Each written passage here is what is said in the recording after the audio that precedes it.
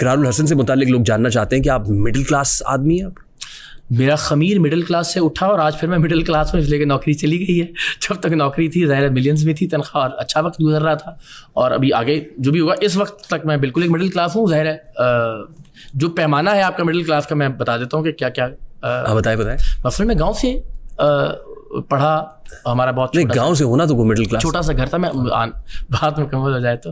دوسرا اگین وہی ٹاٹ والے اسکولوں سے, اور الٹیمیٹلی جب لاہور آئے تو ایک ایک کمرے کے کوارٹرز میں رہے اس کے اندر.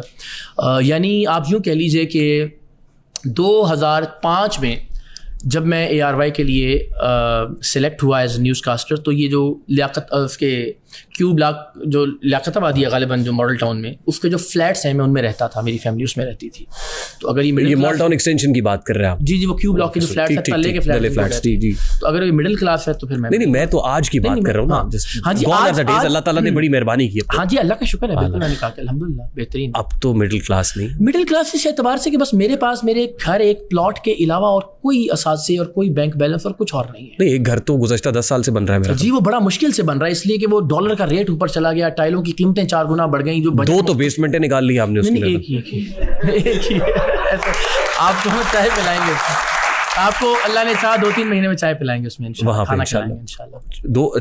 4 کنال کا 2 کنال ڈیفینس میں ٹھیک.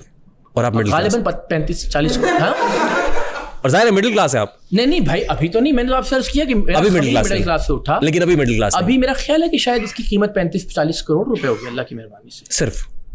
ظاہر ہے مگر وہی ہے بس, اس کے علاوہ کچھ نہیں ہے. صحیح.